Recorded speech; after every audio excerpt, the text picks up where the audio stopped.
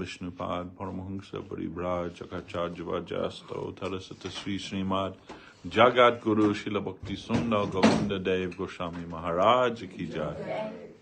Jai Om Vishnupad Paramahamsa Parivraj Chakacharya Vajasto Tarasata Sri Sriman Kuruchuramani Sava Shastra Siddhanta Srila Bhakti Rakshak Sridhar Dev Goswami Maharaj Ki Jai.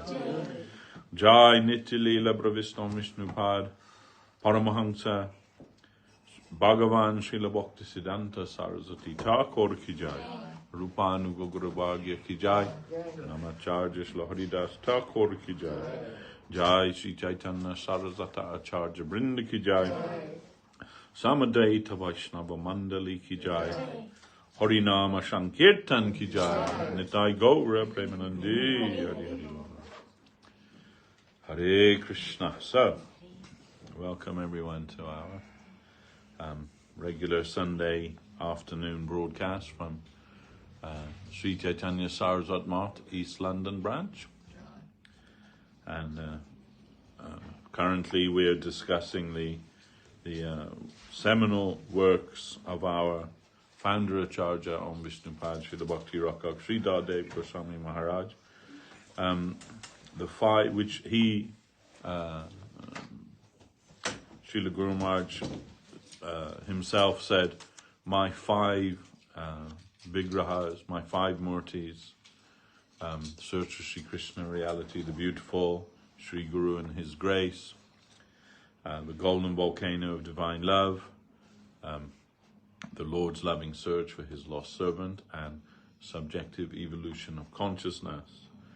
And we're going through those books, and it is not just once or twice we should read these books, but constantly if we want to get the understand what is the teaching of our Divine Master Om Vishnupad Srila Sridhar Maharaj and his line, and what is that speciality, that unique thing. And he himself, currently we are discussing the golden volcano of divine love, which is the life and precepts of Sri Chaitanya Dev. And of all of those five books, Srila Guru Maharaj said this was his favorite book. So we're continuing with that. Last week we discussed the verse. I might remove the mark. Oh, it's okay. Last week we discussed the fourth verse, which is Nadanam Najanam Nasundarim Kapitamba Jagadisha Kamae, etc. And this week, the fifth verse. The chapter is entitled King of the Land of Love, and the verse.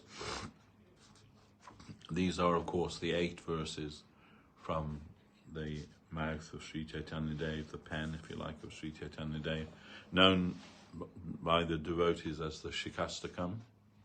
He only gave 8 verses of instruction from his own pen, but based on those 8 verses, the Goswamis of Vrindavan and their successors, they have made volumes and volumes and volumes of books just to explain the Siddhanta of these verses.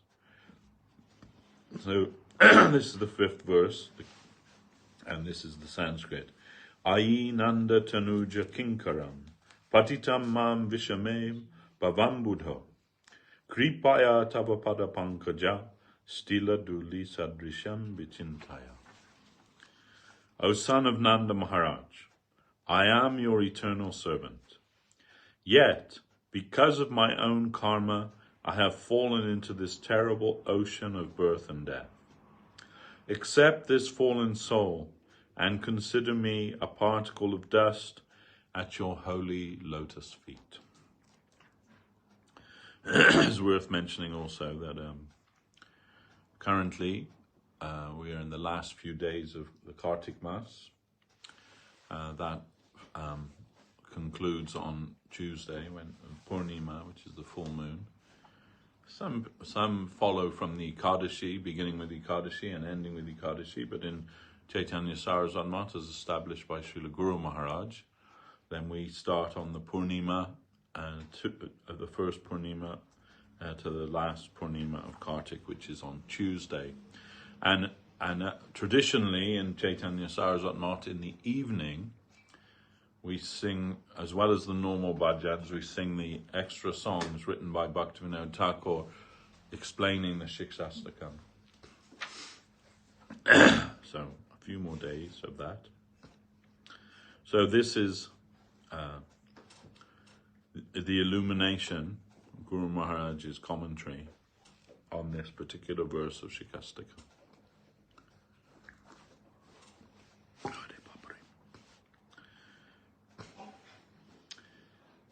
Here, Sri Chaitanya Mahaprabhu prays, O Lord, please consider me. I want to enter into the realm of your merciful glance. I do not know how to take proper care of myself, and so I invite your care.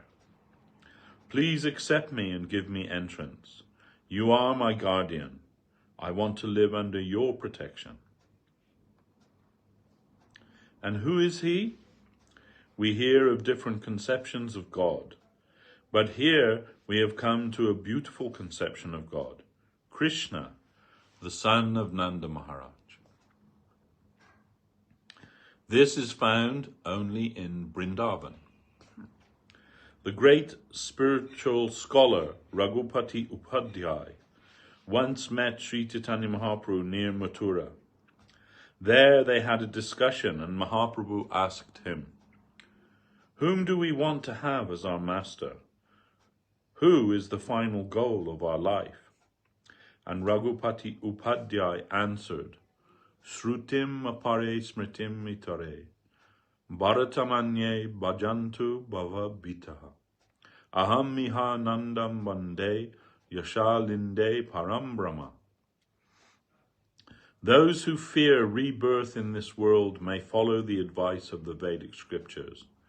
Others may follow the Mahabharata. But as for me, I follow Nanda Maharaj, in whose courtyard the supreme absolute truth plays as a child. In the system of Varnashram Dharma, Vedic social duty, the people in general are under the guidance of the Smriti, or Vedic law. In this way they are engaged in bodily duties with a colour of godliness. Those who are free from physical demands, however, who are trying to transcend this life of enjoyment and exploitation, generally take their guidance from the Upanishads, because higher advice is given there. But Raghupati Upadhyay says, I don't care for all these things, but I feel a need to follow the guidance of my heart. I am not so much concerned with the brain. I consider that real peace has its connection with the heart. And my heart is always attracted by Krishna's father, Nanda Maharaj. Nanda Maharaj is said by the authorities to be, Krishna is said by authorities to be the supreme absolute truth. And that absolute is crawling in the courtyard of Nanda Maharaj. So I see concrete reality there. How has Nanda attracted the supreme absolute truth? In Sriman Bhagavatam, the devoted king Parikshit Maharaj asks the boy saint Shukadev Goswami, Nanda kim akarod brahman, Shreya evam mahodayam, Jashoda cha mahabhaga, papo jasya stanam harihi. O knower of Brahman, you are always merged in the exclusive conscious world. No trace of any mundane objective reference can be found in you, for you are always engaged in the subjective world of spirit. Never is your consciousness thrown towards this objective world of ours. And you say that Krishna is the supreme absolute truth. Then I ask one question of you, my master. What duty did Nanda discharge? What sort of realization did Nanda have that the absolute truth is so intimate with him that he appears as Nanda's son and crawls about in his courtyard? He seems to be under Nanda's clutches. What is this? This is a most wonderful thing. Is it possible? The yogis, the rishis, the great scholars, and the penance makers say that they sometimes have a rare peek into their object of aspiration and realization. And then they come back suddenly. They can't keep their attention in that plane for long periods of time. So how is it possible that that supreme substance sits on the lap of Jashoda and sucks her breast? If such things are real, if it is at all possible, then why should I not be attracted by that method by which I can have so much intimacy with the highest entity? In his prayer, Raghupati Upadhyay expresses a similar ego. He says, I don't want to be entangled in the subtle discussion and analysis of the scriptures. I just want to surrender myself to Nanda and his party. I want to enlist my name in the group where Nanda is the master guide. By the exercise of our energy, karma, we can attain a good destination. Without faith in the achievements of karma, we may try for salvation by raising our consciousness to Gyan. But if we inquire into the solution of life with the help of the experts of that higher spiritual realm like Nanda and his party, we can enter into the land of love and dedication. My faith, my common sense about religion tells me that if I see that supreme absolute truth who is so rare and find him real, concrete and intimate, appealing directly to my heart, then why should I engage myself in wild goose chasing? I shall appeal directly to the object of my search. If someone tells me that a hawk has snatched my ear, should I chase the hawk without first touching my ear to see if it's still there? If I can have the absolute truth so intimately, why should I allow myself to run hither and thither? If I find that the absolute truth has kindly come with all his charm, and that his charm is not a secret, and many persons are being attracted by him, then should I run after the phantasmagoria of the meditationists, the abstractionists, and the renunciates? Never.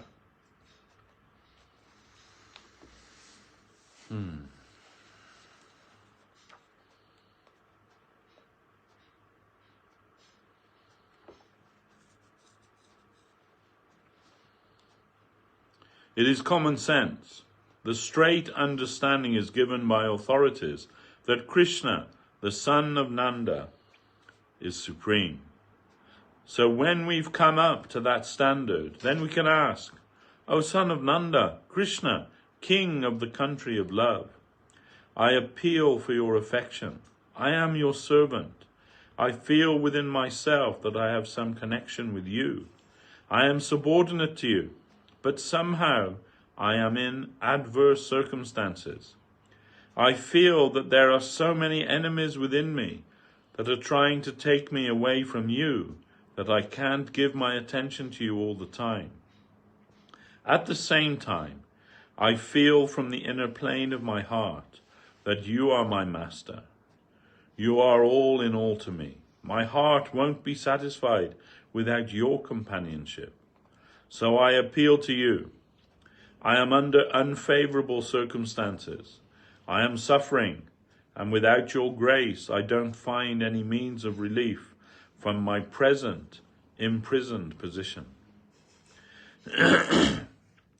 Here it is said, I feel that I am not eternally connected with you. If it were so, then this separation would have been impossible. Unlike an avatar, I am not your plenary portion. Other incarnations of the Supreme Lord are plenary expansions of him, or Shamsa, but the jiva is a partial representation of his potency, vibhinangsha. In Bhagavad Gita, Krishna says that the living entities are his eternal parts and parcels. The soul comes from the marginal potency, Krishnera tatasta shakti, Veda Ved Prakash. And the soul is an atomic fragmental part of the Lord's potency, like a ray of the sun. But here the devotee prays, I am not part and parcel of your own body. I am not even a ray, but my representation is nearer to that of a particle of sand, a particle of dust, not even a particle of the ray coming out of the luster of your body. In this way, Sriman Mahaprabhu is representing on our behalf that our petition must be of this type. I cannot indulge myself in thinking that I possess such fortune that I may be considered an inseparable part of you. I am a separable part, but I also want your grace. Please be kind upon me. I invoke your mercy for a special grant. Accept me in any position in your connection, even the lowest position. At least this must be sanctioned. Consider me a particle of dust at your feet. This is my prayer. Well, short chapter. So what does everybody think about that? Any questions arising from that?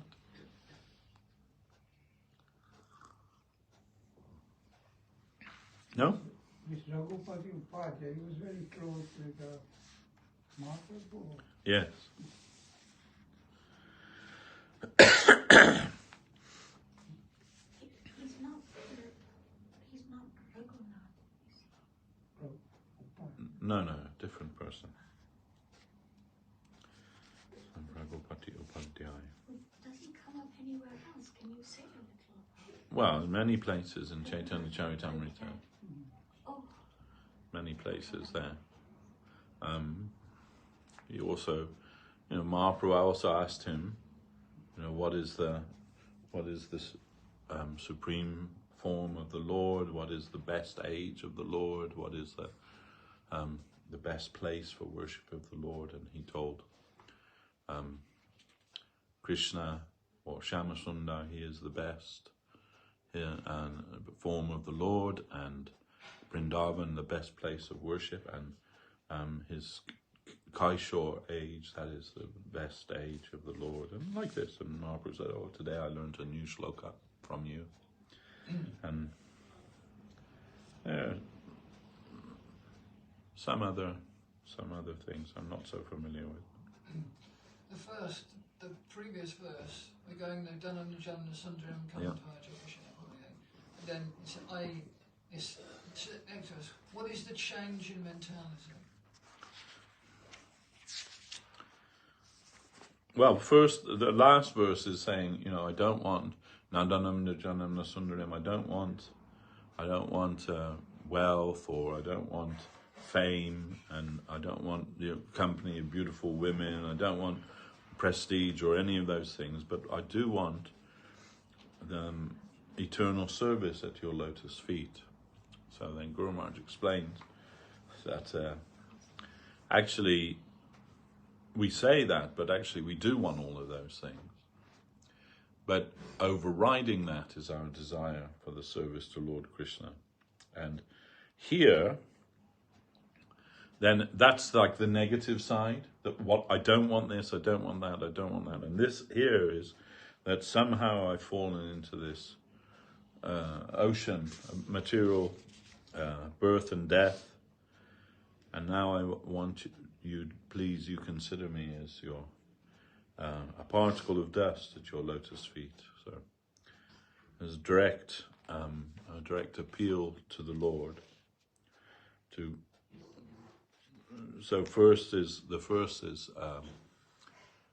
our aspiration to withdraw from the material world, and the next is, now give me some positive place at your lotus feet, even a particle of dust. So of course we someone may say, well, I didn't think we were supposed to want a direct relationship with Krishna. We should want, but only with the Vaishnava, But this is a kind of a bit of a misconception, really, because yes, our connection is first and foremost with Guru and Vaishnava, but they're not disconnected with Krishna. They are connected with Krishna. So their service is Krishna's service. Their connection is Krishna's connection. Guru Maharaj, he said, when I first came, I'm thinking, yes, for now, I'll do the service of Guru and Vaishnava and like this. But one day my inner desire for a direct relationship with Krishna, that will be fulfilled. And then he said, but later, I realized that our relationship with the Vaishnava is all in all. It is everything.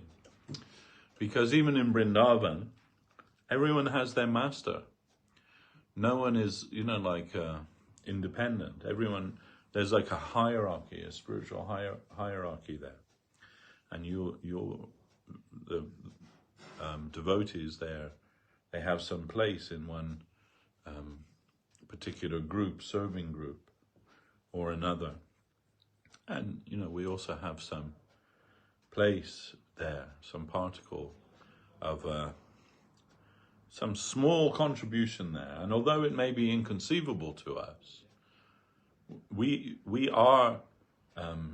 exist to make some integral contribution to the eternal satisfaction of Lord Krishna. And now in our disconnected state, we may not be able to even imagine such a thing being possible. And really we shouldn't imagine too much, because then we'll make the mistake of thinking that we have some position, that we'll be some great cowherd boy, or we'll be, a gopi, or we'll be this, or we'll be that. But sorry to break it to you, but all of those positions, they're already taken. So, then Guru Maharaj said, not first rank, nor second rank, possibly not even third rank, but something. And it isn't less, actually, it isn't less. It is according to our, more than we are able to, to tolerate according to our constitution. Our constitution is so small that we are unable to tolerate that kind of intensity of devotion. Even in this world, I see it's difficult for us to tolerate so much intensity of devotion. Just now when I was with, a few months ago, I was with Madhusudan Maharaj in Ireland, and we are sharing a room together. So, and he's like, being the perfect English gentleman that he is, he gets up like really early, like 2:30, 3 o'clock in the morning, and he's creeping around. He doesn't want to wake me, but I'm awake because I don't sleep properly anyway, so ever. But I'm just kind of like dozing there. But I see he's like creeping around. He's going out into the other room so he can put his tea so he doesn't have to put the light on. He's doing everything not to disturb me, then. And then when he's ready, he goes outside. It's 3. I look at my watch. It's 3 o'clock in the morning, and I can hear him outside. He's on a Zoom with someone in Latvia or Russia or somewhere, where it's like the middle of the day. And he's starting at 3 o'clock. And then all day, one Zoom after another. Then he's going to the temple program. Then he's, doing this and doing... From morning to night, he never stops. And it made me exhausted just watching him. Just being in the room with him was exhausting. I said to Goswami Maharaj recently, I just can't keep up with him, Maharaj. And Goswami Maharaj said, well, you don't have to keep up with him. But what I mean to say is that he has, he's older than me. And, he's fitter than I am. But still, he's getting to be an older man now. But still, like that intensity of his serving mood, I've not seen that anywhere for so long. Just going on, going on, going on. And I realize, that my own capacity is so poor in comparison that I feel, felt like a fraud actually, being with him. But so what to speak, and that's here in the material world, right? That he's doing that service. Of course, maybe he's not in the material world, but what I mean to say is that in the spiritual world, the intensity of service there is so great. Like, how would we be able to tolerate that? Like all the time, like 24 hours a day, or as he says sometimes, 25 hours a day. That's like full-on service, Everything is service of the Lord all the time. And it is like high intensity service.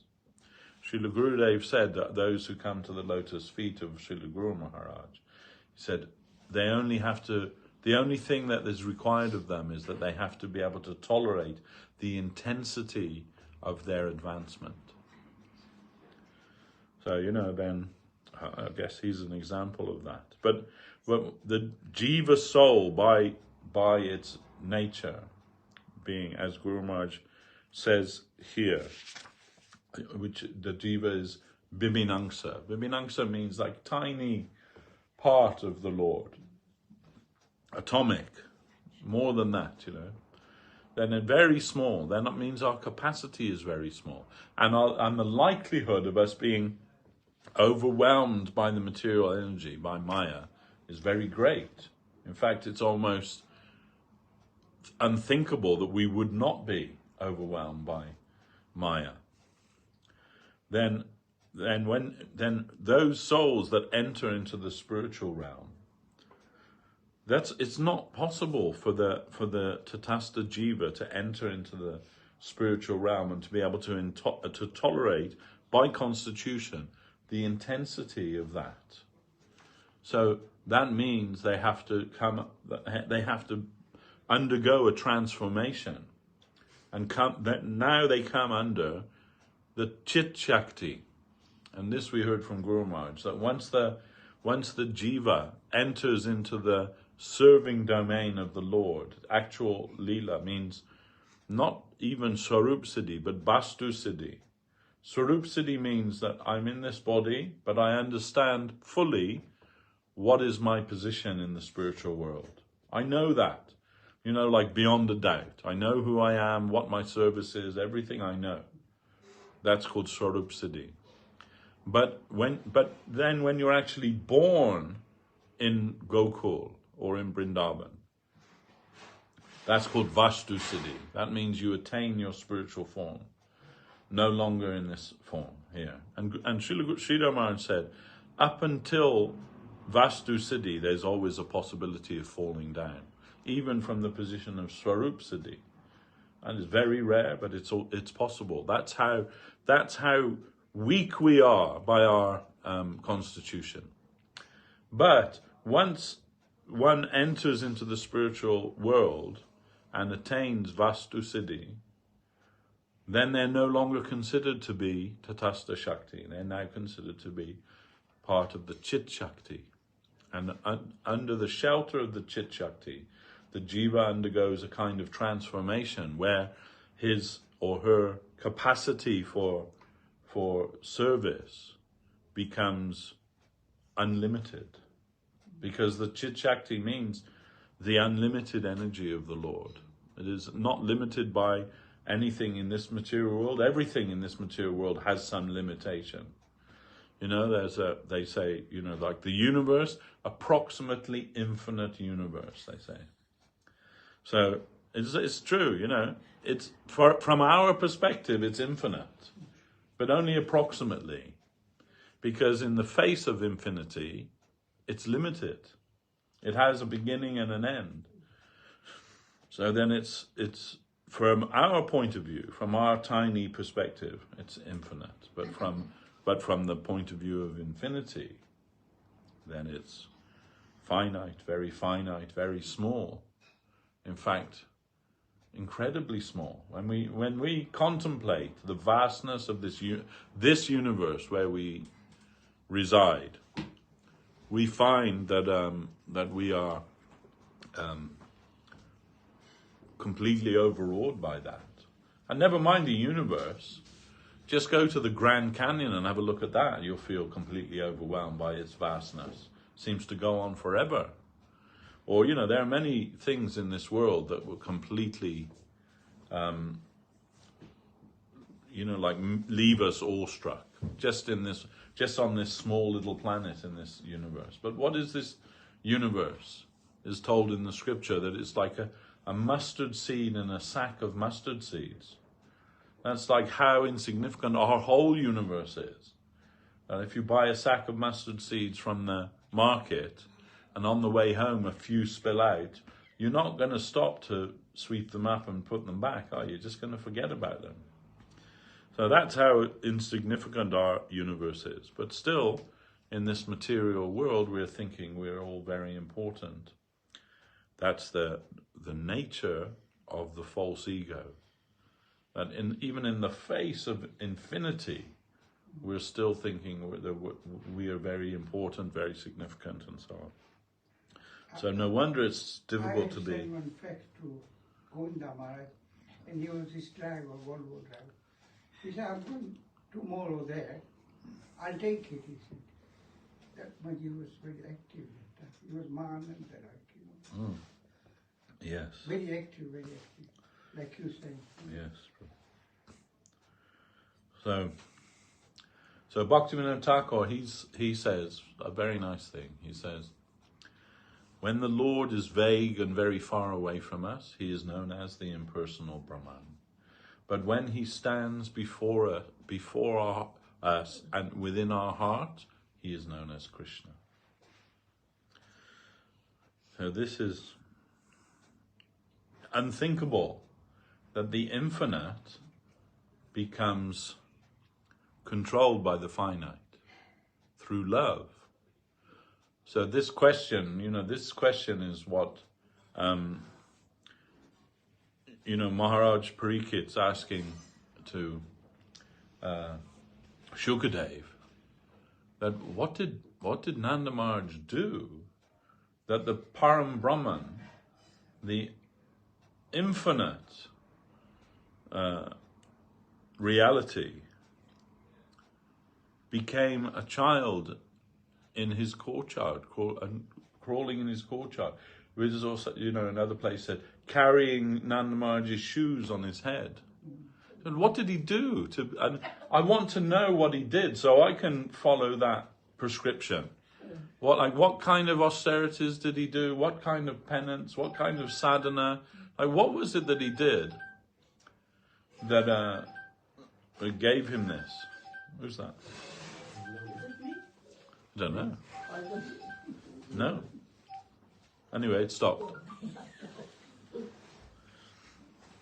So it's like, so many things prescribed in the Vedas.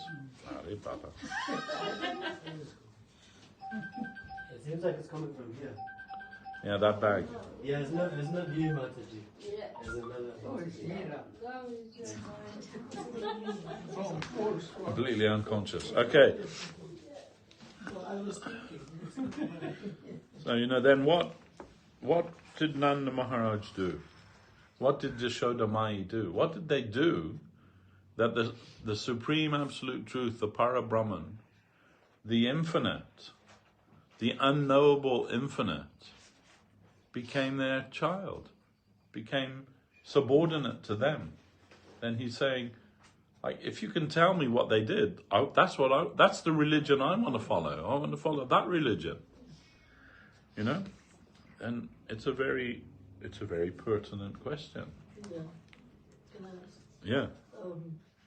Like just now you said serving Krishna, one Vishnu, is the highest thing. Pandava was always doing that. Yes. But why then Arjuna was so favorite of Krishna out of Pandava, five? Well, when you meet Krishna, you can ask him. He's definitely not fair. We can say that. But No, what can we say? What can we say?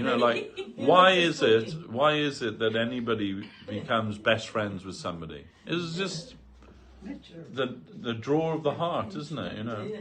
we all, when we were children, growing up and everything, we all had a best friend, isn't it? You He know. must have done something So there's, special. of course, yes, but we cannot know actually, but you know, because it's eternal. It's an eternal relationship. Like somebody asked Srila Govinda Maharaj, did Arjuna go back to Godhead?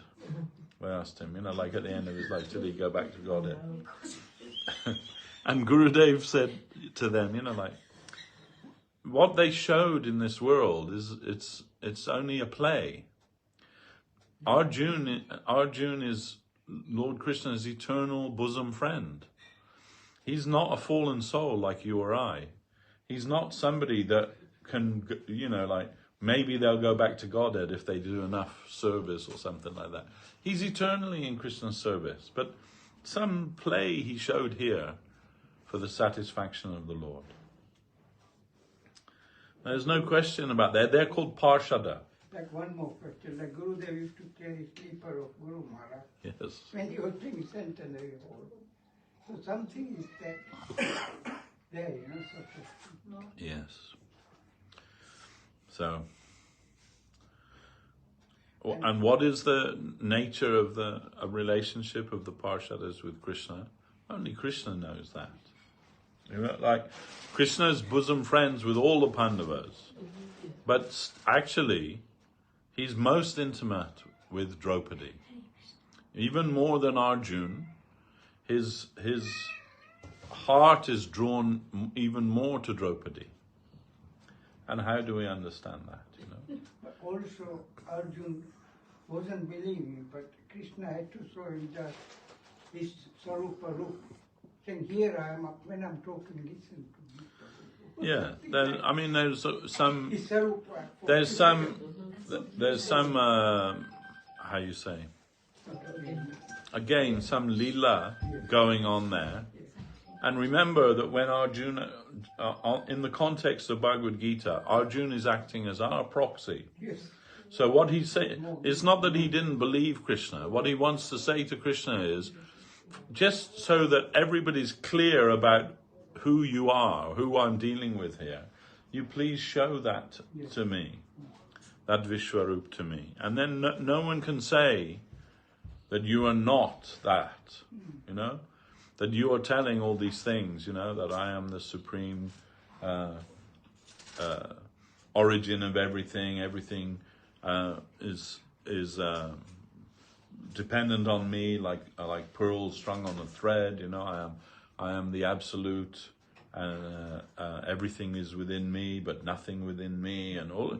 He makes all these statements, but then Arjuna says, "Yes, I understand that, Lord, but you know, just for clarification about like who we're dealing with here, you show me, please show me your Vishwarup." And so Krishna showed that. And Arjuna didn't like it actually. Sorry, I'm scared. Yeah, he said, I don't like this, you know, like, no, please you show me your original form. That's the form that I love. This is terrible, this form. This is ghastly and terrifying to see such a thing. But it establishes who Krishna is. Krishna is not just, you know, a prince of the Brishni dynasty or something like that. He's so much more than that. And to establish that, he showed that his Vishwarup on the battlefield before Arjuna. But all of those things, they're all for our benefit. Interestingly, right? Interesting that all scholars of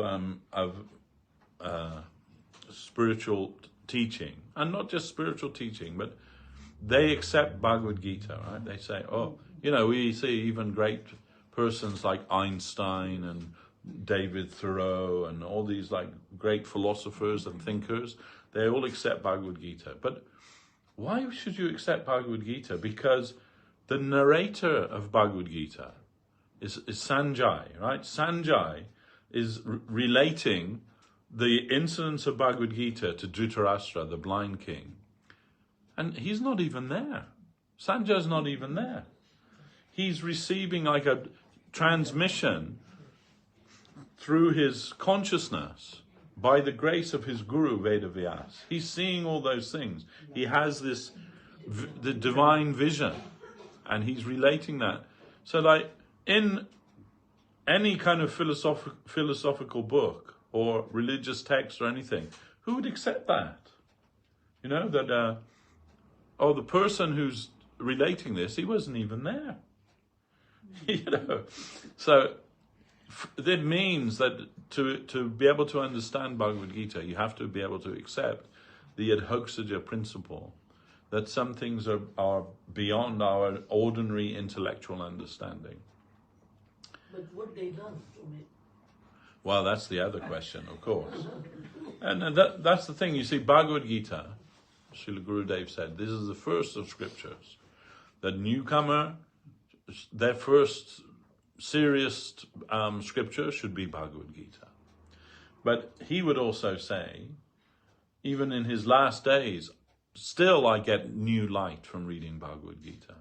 So it's not just like, it's a preliminary scripture and we can leave it after so long and move on, you know, something like that. No, from the first to the last, Bhagavad Gita is, the wisdom of Bhagavad Gita is, there's no end to it. But Srila Guru Maharaj in his introduction to his commentary on that, he says that people of all fields of life will find their justification in Bhagavad Gita. And Srila Gurudev writes that in India there was a famous anarchist, Aurobindo. He was the leader of the anarchist party, and he said his followers, they would carry Bhagavad Gita in their pocket with them, and from the Bhagavad Gita they found their justification for the anarchy movement from that. So, you know, then everything is covered in Bhagavad Gita. From karma to jnana to yoga to, you know, ashtanga to so many different fields of philosophy are touched upon there and explained in a very concise way. And only a devotee of Krishna will be able to see the message of bhakti there. That isn't any scholar of Bhagavad Gita wouldn't say that that's the overriding message of Bhagavad Gita. The overriding message of Bhagavad Gita is karma yoga, actually, to do your duty as an offering to the Lord. And karma yoga is different from bhakti, because karma yoga means that there's some self-motivation there, something for your own self there, whereas bhakti presupposes bhakti. So that's the difference between karma and bhakti, is not the activity itself, but the motivation behind that. So when it's karma, that means that there's some calculation. This much for me, this much for him, or like that, something like that. That's karma yoga. That what I do as an offering to you, but I'm expecting some return from my investment there. But bhakti yoga means, no, only for your satisfaction. Whatever I do is entirely for your satisfaction. And I don't expect any return from that. That's a hard pill to swallow. Yes. And it's a fundamental teaching of Bhagavad Gita. Krishna says, you have right to do your duty in this world, but the result of that is not for your enjoyment, it's for my satisfaction. Then who can even follow that? Everyone is thinking, if I did the work, I deserve the payment for that, in whichever way that will come, right? I did it.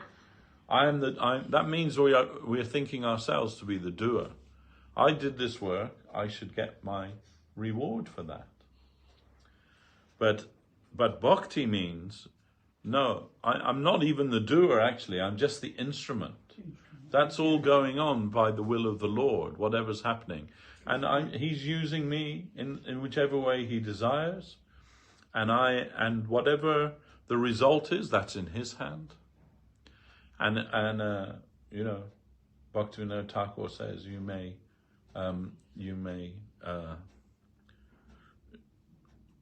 elevate me or you may slay me, like your desire, up to you. It's not mine. You know, I'm sold to you. So I'm not even the owner of my own self. You're my master. That means whatever my fate is in your hands, not in my hands. You know, like we're taught, especially in the Western world, we're taught, you know, to be the master of our own destiny, isn't it? You know, make your own destiny. You know, you decide what your fate will be. Don't let anyone else decide. And that's okay, that's fine. But ultimately, we have no control over that. You know, people say, like, if you work hard, you'll get everything, you know, but that's not actually true. Because some people work really hard their whole life and get nothing. And some people don't do anything and get everything in their lap. We see that, right? We see that. We think, like, how is that fair? They didn't do anything and they get in so much. And I worked so hard on it. People, my mother's a bit like that. I worked hard all my life and I have nothing to show for it, you know. That's karma. You know, it's just the way it is. So, you know, it's not true that if you work hard, you'll get everything. No, you'll get what's already ordained for you. That's already ordained. Srila Gurudev would say, we're all receiving our karma phal, the fruit of our karma. You know, then not possible for us to change that. Maybe we can change the circumstance. Some people say like that, right? Oh, I was in this situation, it was intolerable. Die. So, you know, I decided to just like leave all that behind. I moved to another country or another city or something and started all over again and, you know, okay, great. But you know what we mustn't forget is, wherever you go, there you are. Do you understand? You know, you can be anywhere, but you're still the same person and you're still carrying the same baggage, mental, karmic, psychic. That's all still, that hasn't changed. Just the circumstance that you're in has changed. So what's coming to you? You can say, like, if we want to just like boil it down, in your allotted enjoyment in this world, your allotted suffering in this world, you can't change that. It's coming to you whether you want it to or not. You might be able to change like where you experience that or even how you experience that, but it's still coming. So Bhaktisiddhanta Saraswati Thakur said, because of that, said there's nothing you can do to make your karma happen. It's going to happen. And there's also nothing you can do to stop it from happening. It's going to happen. So don't waste your time with all your plans and schemes and everything trying to do that. It's coming to you, whether you want it or not, or, you know, whether you're going to get it. So rather than do that, utilize your time for cultivating your spirit, awakening your soul. And that means cultivating Krishna consciousness, ultimately. That's the only thing that's worthwhile in this life, actually. You know, everything else is peripheral to that.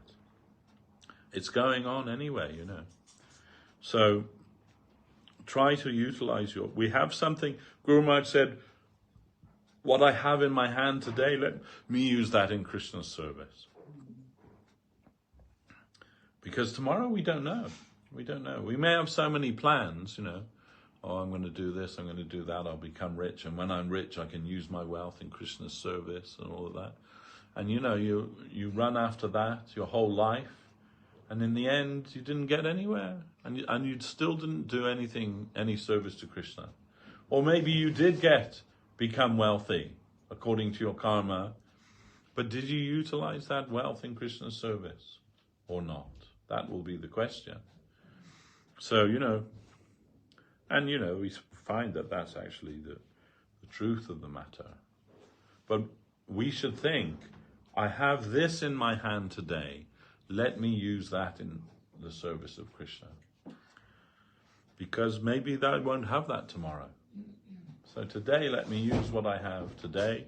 Let me use that in Krishna's service. It's kind of, in a sense, it's an act of faith. That whatever I have, if I engage it in your service, then tomorrow's in your hands, I didn't make any plan for tomorrow. I'm just leaving it in your hands. What will you do? And Krishna may give us a feast, or Krishna may give us a famine. But we should be satisfied with that. That's what Krishna says to Arjuna in Gita, right? That those who have the proper vision, they see failure and success, happiness, distress, they're all the same. It's all the same. They don't see the difference between that. So we have to try to cultivate that consciousness and leave everything in the hands of Krishna. I heard a really wonderful thing recently about Her Majesty the Queen. That, obviously she just passed away, so there's lots of things in the news about her and everything, and many of the devotees are relating things about her, showing the photo of her receiving the garland from the little girl, and like so many different things. But one thing I thought was very nice, that one of the early disciples, one of the disciples that started the mission here in the UK, his name's Shamasundar. There were 3 couples, and one of the devotees was Shamasundar. And Shamasundar was friends with the sculptor laureate. Sculptor laureate means that he's the sculptor of the royal family, right? So the Queen was having a sitting with him, so he could make preliminary sketches and everything, and make a sculpture of her. So but he's also friends with Shamasundar from somehow, I don't know how, but somehow they are. So Shamasundar invites him to meet Srila Prabhupada, and maybe at Bury Place or maybe at Bhaktivedanta Manor, I don't know. But he comes to meet Srila Prabhupada, and Shamasundar's all excited, and he says, "So tell him about when you were doing your session with the Queen for the sculpture." And he says, "Oh yeah." After meeting Srila Prabhupada, he says, "Yes, she had to sit with me for 5 days or whatever while I was doing the preliminary things. She has to sit." And they said, so when she was sitting there, she's reading, and Shamasundar says, "Tell him what he was reading. Tell him what she was reading." He said, "She was reading your Bhagavad Gita." Wow. So for 3 days or 5 days, she's sitting, posing, but all the time she's reading and Prabhupada's Bhagavad Gita. And Prabhupada was like, "Really? Oh, okay, well, very nice, very nice." And then Shamasundar says, "Tell him what he said. Tell him what he said." And what she said, and Prabhupada said, "What did she say?" And he said one day she put after the finish, she put the book down and she said, "Wouldn't it be wonderful if we could just leave everything in the hands of Krishna?" And I thought, oh, that's so beautiful, I think she was a very good lady. And some deep thinking person, And it is a fact that whatever you think about the royal family, they're not just there by accident, by their own, by their karma and by the will of the Lord. She is the queen of this country, and and she went to the ISKCON's children's school in Harrow. There, her and the Duke of Edinburgh, they went there. And the children presented her, twice she went there, and the first time the children presented her with a tapestry that they'd made of Lord Chaitanya dancing with the animals in Jarakanda forest. And, very graciously she accepted that. But on the next visit, she told Shruti Dharma Prabhu, who was the president there, she said, "Oh, that sculpture, that tapestry is in Buckingham Palace now." And the children, they were reciting the Shikshastakam for her, as part of their presentation. And then she asked the devotee she was with, she said, what does it mean? And he said, it means to be humble, to be tolerant, to give honor to all, and not to expect any honor for yourself. And she said, and he said, and that is the ethos on which this school is based. And she said, that is very wonderful. She appreciated it, she appreciated that. But anyhow. Even Avan came back to as well. Yeah. One fell off. Anyway.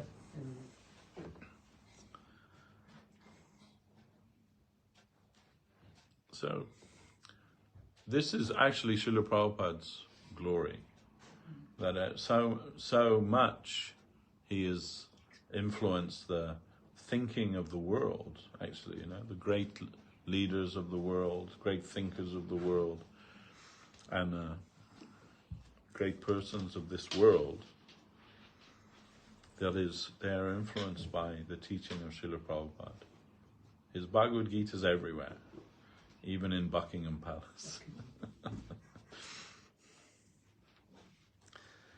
a lot less, what would be the word? Prestigious was when I was a teenager at college, and my classmate, she was the daughter of the mayoress of the town where I lived, and at a party, her and her boyfriend, they took an overdose of drugs by accident. We were like recreationally taking drugs, as students often do. But her mother was so upset. Her daughter had to go into hospital, stomach pump or whatever it is that they do, And her mother was so upset, and because she was the mayoress, she basically told the police, I want you to go to all her friends' houses and find where these drugs are coming from, So the next day, 5 o'clock in the morning, there was knocking on my mother. I was living at my mother's house, banging on the door as the police there, frightened the life out of my mother. And they came in and they're turning my room upside down. I didn't have any drugs there, but they're searching for drugs in there, And then one of the police officers, he sees in my bookshelf Prabhupada's Bhagavad Gita, and he picks it up. What is this book? He said, what is this book? Everywhere we go, they have this book. Wherever we go, they've got this book. What is this book? There you are. This is... And I mentioned this actually the other day when I was speaking about Srila Prabhupada on his disappearance day, that in America they have this thing, that they have the Gideon's Bible, that when you go to a motel or a hotel, they leave the Bible in the drawer next to your bed, so that you can, maybe you'll find some solace there, and they're famous for that. It's called the Gideon Bible, and you can take it. That's and they'll come back and put another one there, and they have this project, and ISKCON of following that, they now also place a Bhagavad Gita in all the rooms in hotels, with the permission of the people that run those hotels. So if you're on the road in America and you have to stop in a motel or something, you might find a Gideon Bible, and you might find a Bhagavad Gita as it is as well. Rani, the queen was like a motherly figure, Rani. Yeah. When she used to come in Africa, we were little. And she would, Christmas time, she gave us Coca-Cola, little cap, All right. and little sweetie in there. Yeah, nice. Like motherly figure, Yeah, Oh, yeah. nice. Okay. So, what about Vijay Krishna Prabhu? You have some question about Mahaprabhu's Shikastakam? I haven't thought of any question. Or Ram Sundar Prabhu? Yeah, when you mentioned about the transformation that takes place for the Chit Sakti, Yeah. so you can tolerate the intensity of the service, your connection. Yes. Is that intensity dynamic? Does it just stay one level, or does it increase and then maybe some disturbance come to you that you want some more service? Yeah, I mean, I can't definitively say because it is all beyond my experience. But yeah, I mean, what we hear that that the prayer of the devotee is always, the Lord, please allow me to be your servant, and as recompense for that, as my payment for serving you, please give me more service. But not only more service, more capacity to do more service. Because, like in this world, we become overwhelmed if we have too much on our plate, isn't it? So necessarily, along with more service, will come the capacity for the devotee to do more service. And when we're, struggling with all the things of this material world, lust, anger, greed, and all of those things, and, like just making our way in this material world, and it's not unusual that we may become overwhelmed by the demands upon us. And even in devotional service, we may find that sometimes, that we feel that we can't cope with what is expected of us. But Krishna will always, he says in Gita that what my devotees have, I maintain that, and what they lack, I provide that. So, that's here also. Otherwise, why would he say that? So then, if we take shelter of Krishna and Krishna's devotee, then he'll always give us every facility that we need for the service that's required. When I just heard recently, when we were in Thailand, Bhakti Sridhar Goswami Maharaj was talking about how when he went to preach about Guru Maharaj in America, because he'd come to Guru Maharaj and after some time he wants to, share with others what he's heard from Guru Maharaj, everything, and some opposition was there from the mission that he was already in, Then he went back. I remember, and Guru Maharaj saying, so our Sudhir Goswami Maharaj, he's going to some faraway land, to preach about myself. He says, and Goswami was saying, I'm thinking like, what does he mean, a faraway land? I'm going to America, where I was born, and but from Guru Maharaj's perspective, like some faraway land, So, but he told him at that time, if you are like true to your ideal, then Krishna will provide you with all the facility that you need. Don't have any reservation about that. Everything will come to you as you need it. And it did, it did. So Krishna is not a pauper. Krishna is Lakshmipati. Then, everything, all facility is in his hand.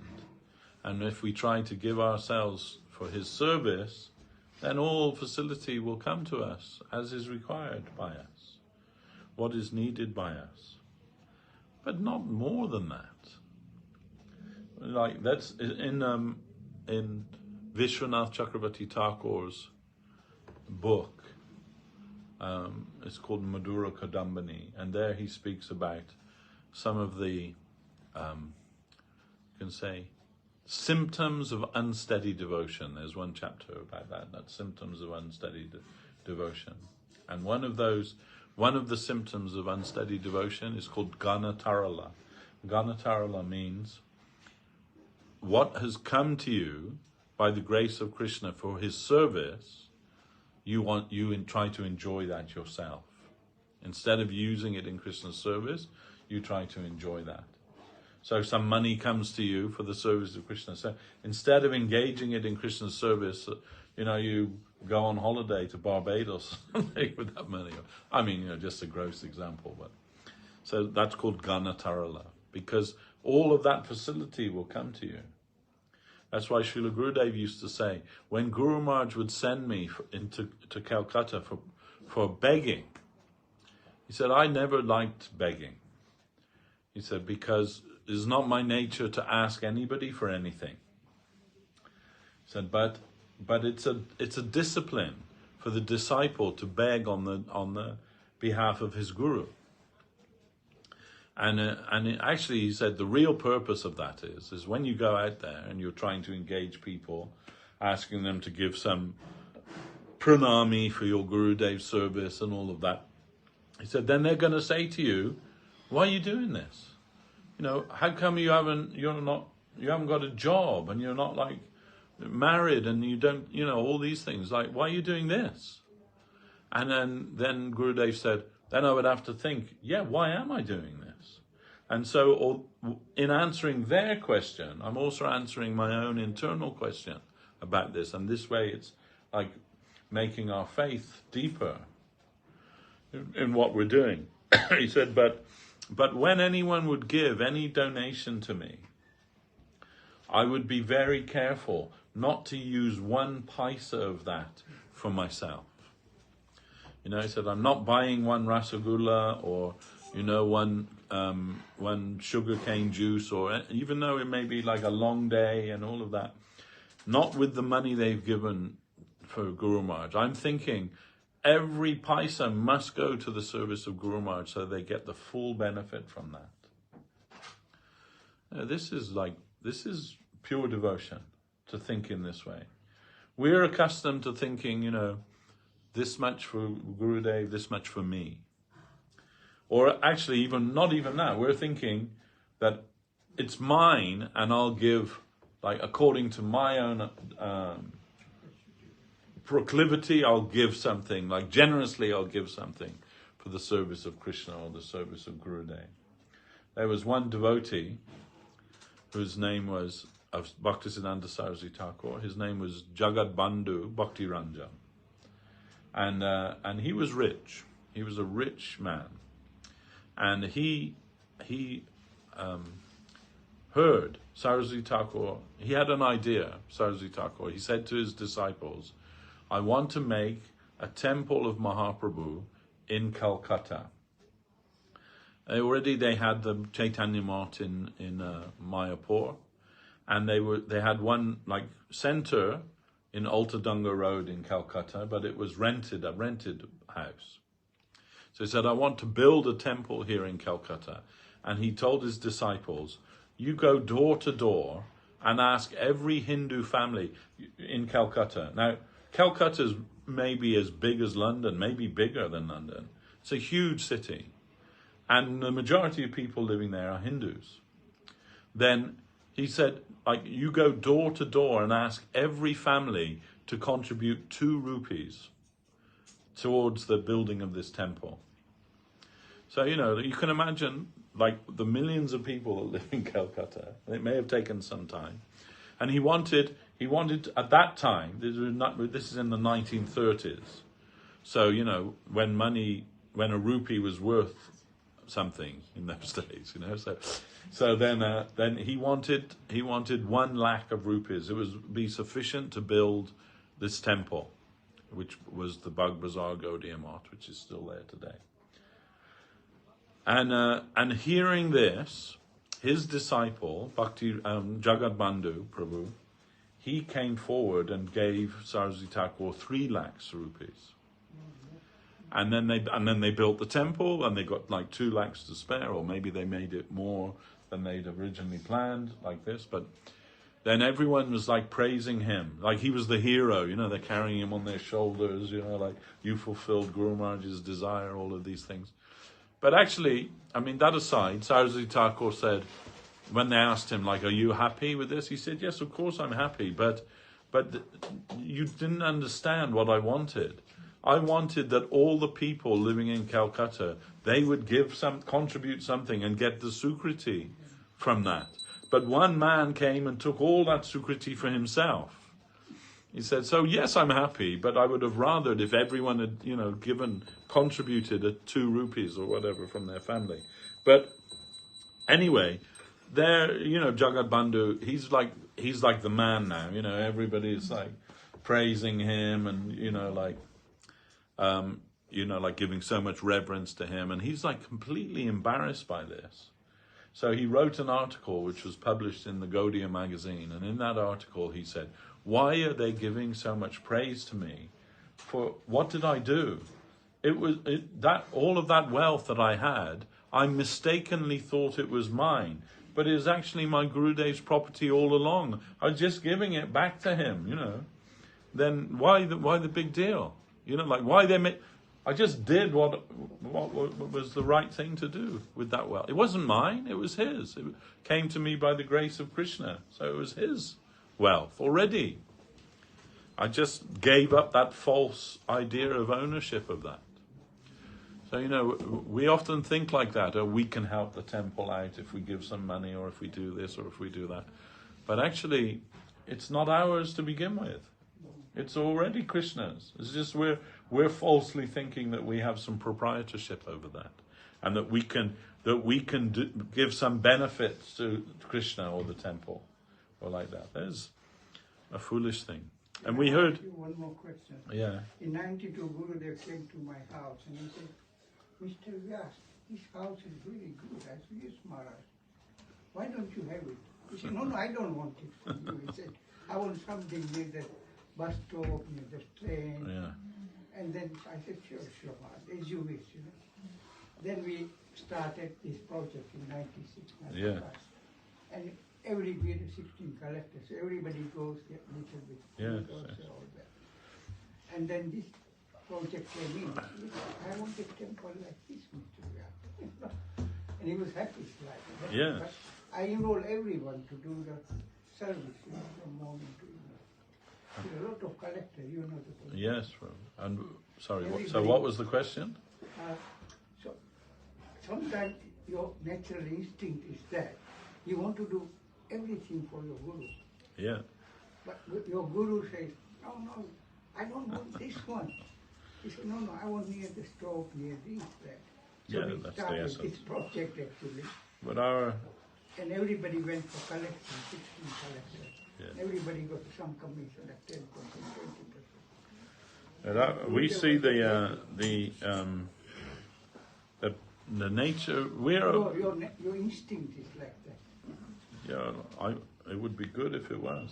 Now I But generally, actually, our instinct is the opposite of that, really. And we're thinking if we do something, we'll become famous, or we'll become, everyone will think how great we are. We gave so much, or we did this, or we did that. But actually, Srila Guru Maharaj, he told us that, or actually, Srila Gurudev told us that the perfect example was Professor Nishikanta Sanyal. Yes. And he wrote the English book, Sri Krishna Chaitanya, which was their main English preaching book in the Gaudiya Math in the time of Saraswat Thakur. It's big, in 2 volumes, each volume like this size.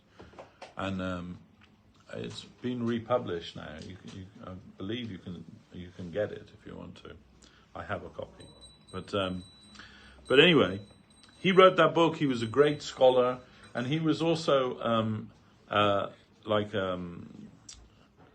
held a very high position. I think at Lucknow University, he was like the principal of Lucknow University. So, but anyway, he had a very prestigious educational post in India, and so he had a big salary, relatively. But Srila Gurudev said that every month when he would get his salary, he would give the whole salary to Saraswati Thakur. And he was a family man. He had a wife and children and everything. But he gave his whole salary to Saraswati Thakur. And then Saraswati Thakur would give some money to him for his family expenses. And he would accept that as prasadam and live on that. So then, and Srila Govinda Maharaj said, that's the ideal example, that no one can follow that. No one will follow that. Everyone is thinking, this much for me, this much for the temple, this much for Gurudev, or like that, but not him. He was an extraordinary person. Extraordinary. He was a very extraordinary person, but he had so much faith in Saraswati Thakur. And Guru Maharaj used to joke sometimes. He said, we were going on parikram with Prabhupada, Saraswati Thakur, and he said, and we were waiting in the train station, and we all got on the train, when the train came in, we got on the train, except Professor Sanyal. He's standing on the platform. And we're like, the train's about to leave, and we say, why haven't you got on the train? And he said, because no one has told me I should get on the train. Oh. Then they said, yes, come on the train. It's like, without the order of the Vaishnava, I'm not doing anything. If the Vaishnava orders me, I'm coming on the train. But otherwise, I'm not doing it.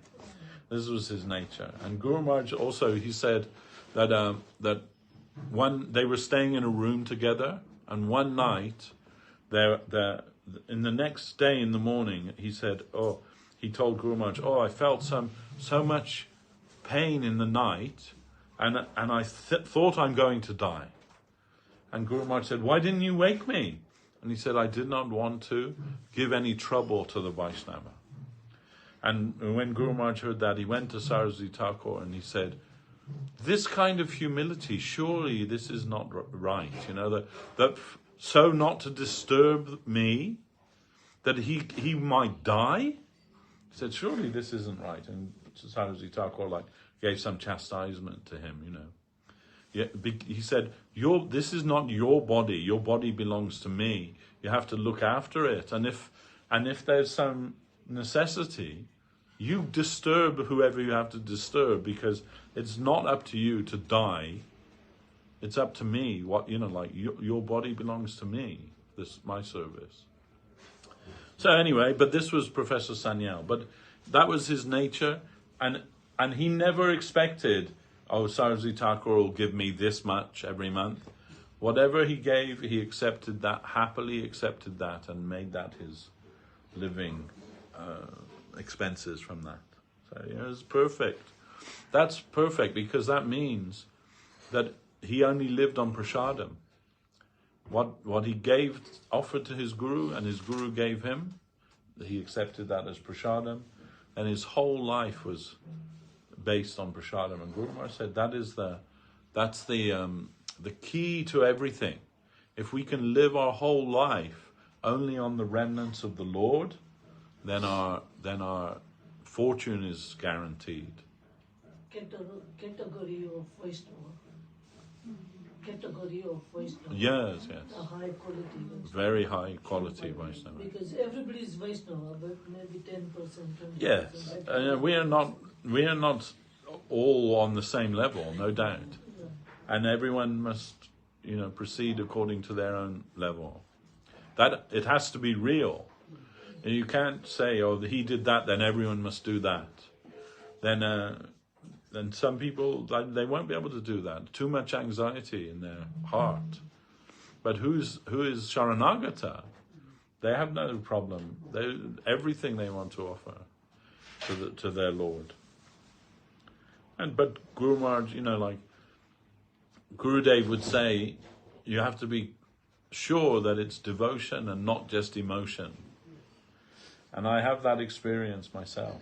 When I was with Srila Guru Maharaj one year, his Vyasa Puja, and he came down, he's sitting they made like an asan for him, they're sitting, all the devotees having the big kirtan and everything, and people are coming up and offering money at Guru Maharaj's feet, and seeing that, I became really excited about this.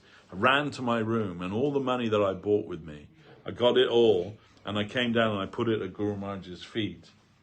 I don't think he even noticed, it wasn't of any concern to him, but I did all that, and I'm thinking, I did a great thing, gave all my money, sacrificed all my money that I had and everything, feeling very proud of myself. And then a few days later, I have to go to Calcutta, and I have to get my plane back to London. That year, I forget what year it was, but they introduced airport tax at the airport. And you didn't pay it as part of your air ticket. You had to pay it at the airport. And of course, I didn't have any money. I didn't have any money to get the train to Calcutta, and I didn't have any money to pay the airport tax or do anything. So what happened? I had to borrow the money off Guru Maharaj. Because I already gave him all the money. So he had to lend me the money, and then when I got back to London, I had to pay that back. Of course, that's not a bad thing, investing your future in the service of Gurudev, but I can say definitely that it was an act of emotion and not devotion that made me do that, because it was not a sensible thing to do. That then I'm penniless and can't go anywhere or do anything without having to go and beg from Guru Maharaj.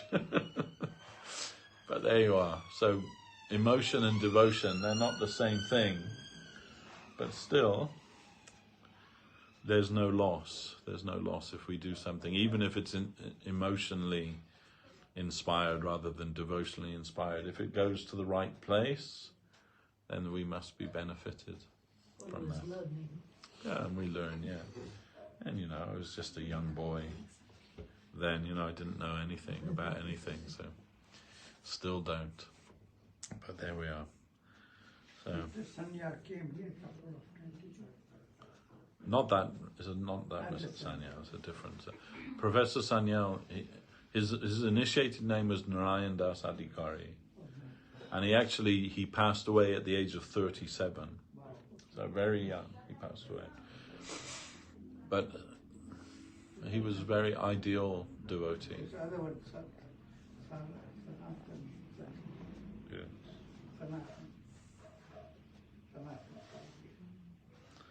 So, some things we learn from Guru Maharaj. Many things we learn from Guru Maharaj and from Gurudev. How we should think, how we should behave, how we should proceed in devotional service.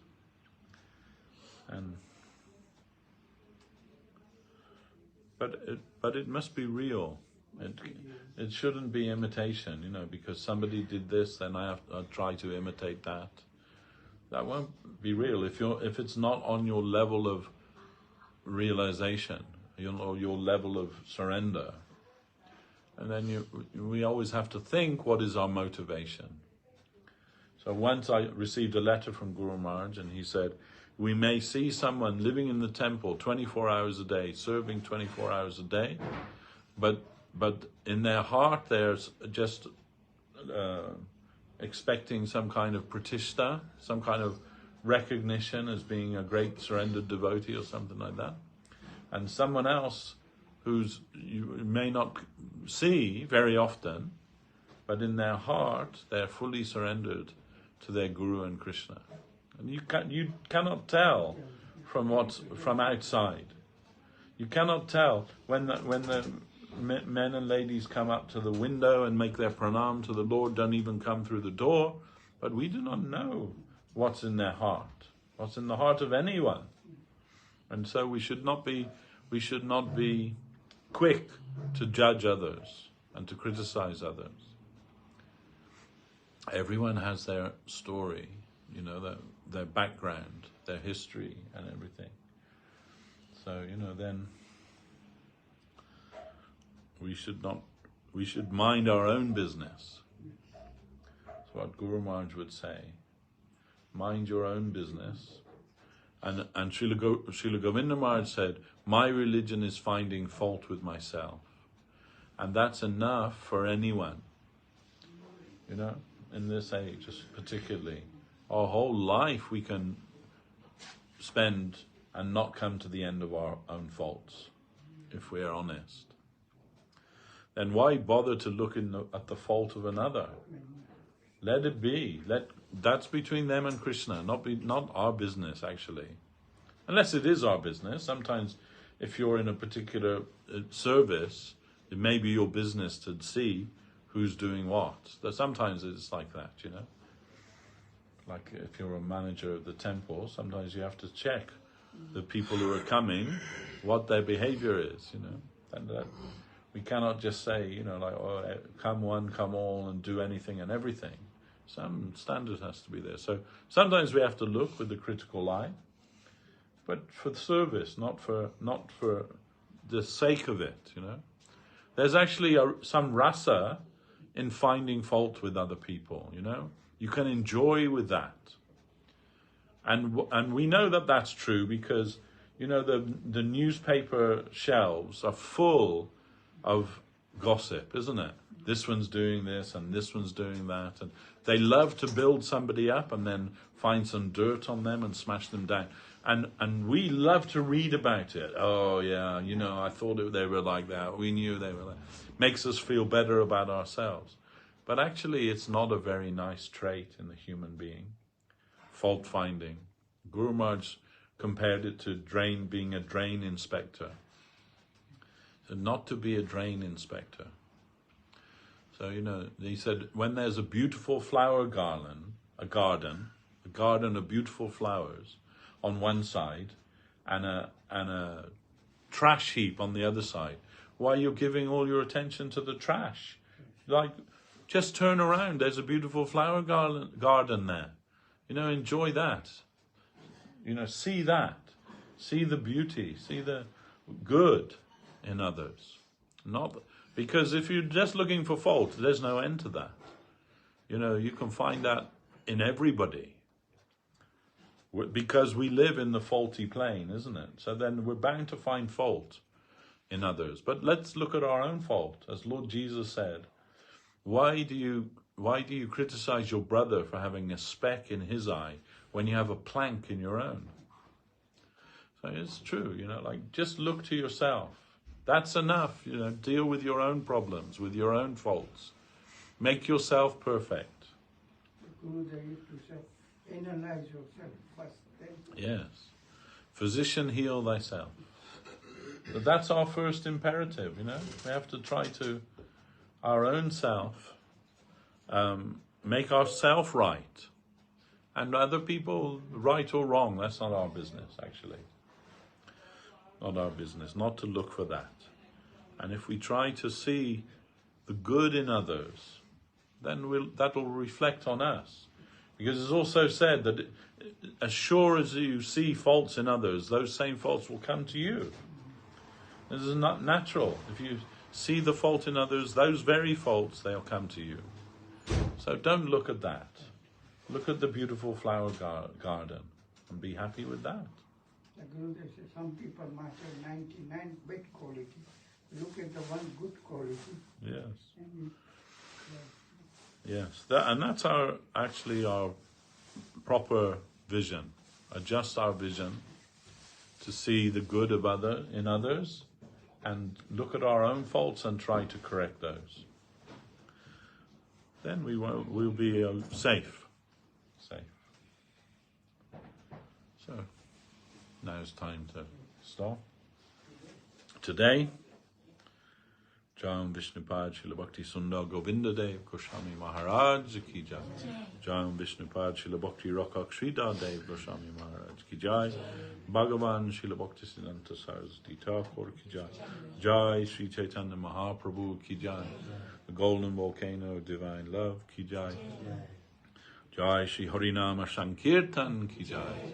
Nitai Gaura Premanandi Hari Hari Gaura.